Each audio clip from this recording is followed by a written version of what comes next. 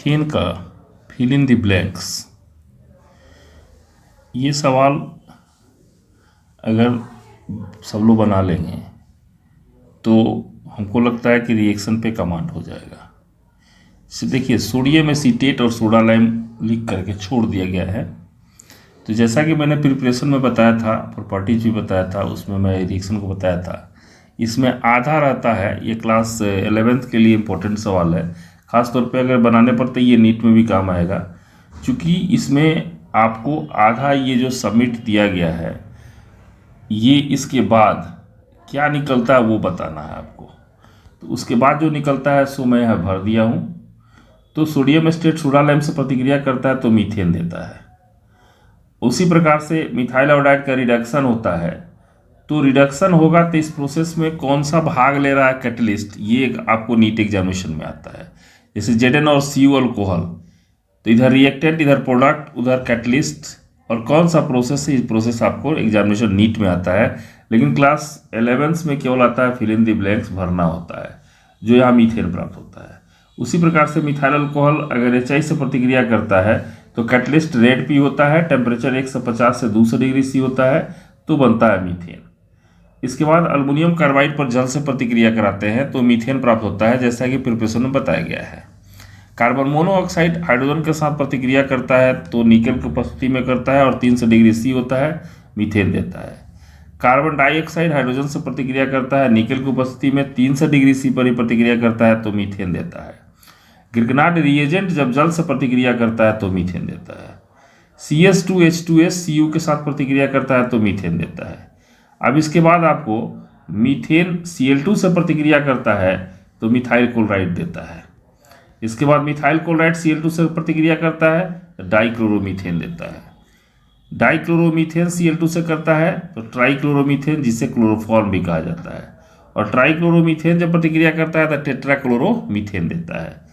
ठीक उसी प्रकार से मीथेन नाइट्रिक अम्ल से प्रतिक्रिया करता है तो नाइट्रिक अम्ल से करता है तो नाइट्रोमीथेन देता है। मीथेन का जब कंबस्शन होता है, मीन्स O2 के साथ प्रतिक्रिया करता है तो Cu2NH2 देता है। उसका पार्शियल ऑक्सीडेशन होता है तो अल्कोहल देता है। उसका थर्मल डिकम्पोजिशन होता है तो इथिलीन देता है।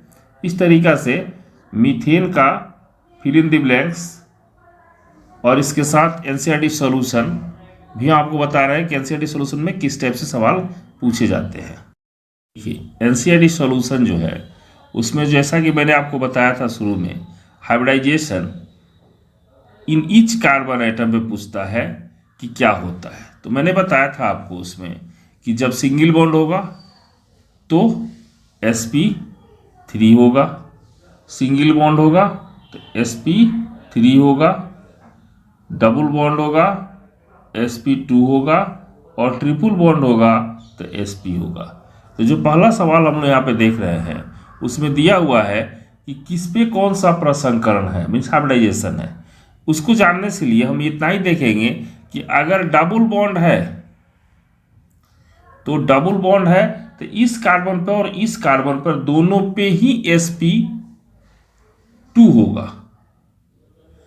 यहाँ पे सिंगल बॉन्ड है तो sp3 होगा, यहाँ डबल बॉन्ड है, यहाँ डबल बॉन्ड है तो sp2 होगा।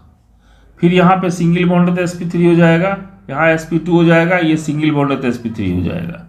जैसा कि इसमें हम देखते हैं कि ये डबल बॉन्ड है तो यहाँ पे sp2 हो जाएगा, इस पर भी sp2 हो जाएगा, और ये ट्रिपल बॉन्ड होने के चलते यहाँ sp हो जाएगा, और बेंजीन में सब पे क्या हो जाएगा, sp2 हो जाएगा।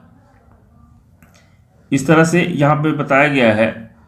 तो आप इसको आसानी से जान सकते हैं कि बॉन्ड फॉर्मेशन कि सिंगल बॉन्ड में sp3, डबल बॉन्ड में sp2, ट्रिपल बॉन्ड में sp इन ईच कार्बन एटम होगा।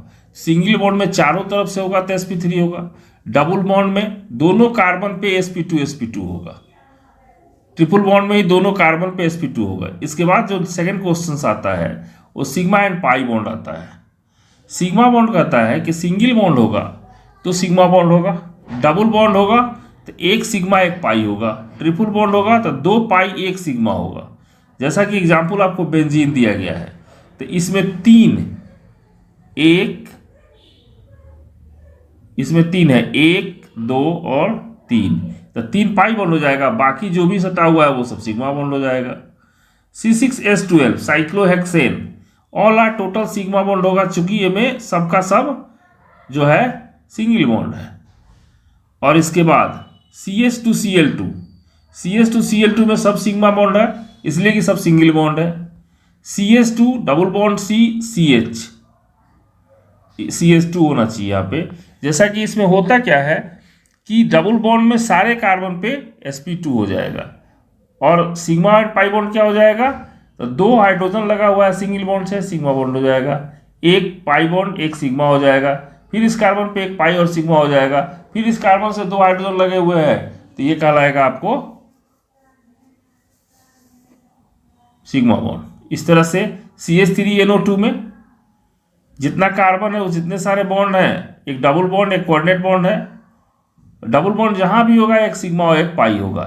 HCONH में CO पर केवल डबल बॉन्ड है, तो उसमें केवल एक सिग्मा एक पाई बॉन्ड होगा, बाकी सबका सिंगल बॉन्ड है तो सब सिग्मा बॉन्ड होगा।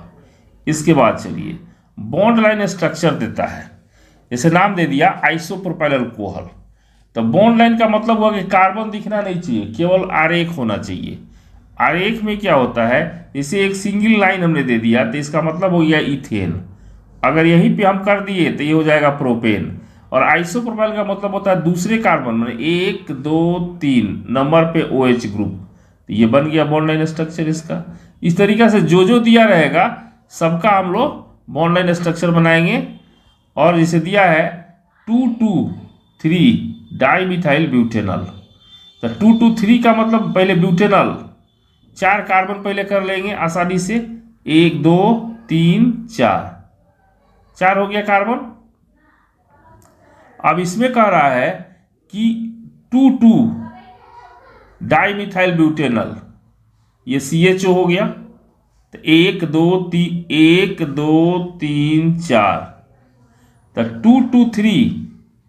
2,2,3 ऐसे हो जाएगा।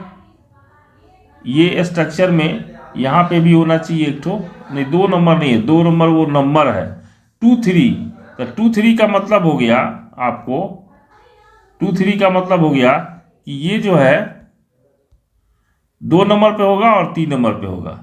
और डाई मिथाइल, तो मिथाइल कहने का मतलब ये हुआ कि एक खल लगा देंगे बॉन्ड तो मिथाइल हो जाएगा, इसी को घुमा देंगे तो इथाइल हो जाएगा। अब हम लोग आगे चलेंगे और सारे स्ट्रक्चर को डिफाइन करते हुए आगे बढ़ेंगे। अब इसमें जो 3 नंबर सवाल दे रहा है IPC नेम लिखने के लिए दे रहा है। IPC नेम जैसा कि आप देखते हुए IPC नेम पीछे लिखे हुए हैं कि IPC नेम क्या होगा, तो अगर आपको फंक्शनल ग्रुप के बारे में पता है तो IPC नेम आसानी से आप लिख सकते हैं, जो कि अल्केन का मैंने IPC नेम बताया है। इसके बाद कह रहा है कि आइसोमेरिज्म पे सवाल आ गया। HCOOH जानने से पहले आप होमोलोगस सीरीज जानिए। होमोलोगस सीरीज कहता है कि CH2 का अंतर हो, अगर CH2 हम जोड़ते जा रहे हैं तो होमोलोगस सीरीज के हिसाब से आइसोमेरिज्म उसका वो बन जाएगा, उतना स्ट्रक्चर उसका हो जाएगा। तो आप इसको क्या करें कि इसमें CH2 जोड़ते जाएंगे, एक का 5-5 देना है, बनते जाएगा। फिर बॉन्ड लाइन स्ट्रक्चर बनाना है इसका, तो बॉन्ड लाइन स्ट्रक्चर में क्या है, कार्बन को दिखना नहीं चाहिए, बाकी हो जाना चाहिए अपना नाम से, तो बॉन्ड लाइन सबका आंसर दिया गया है।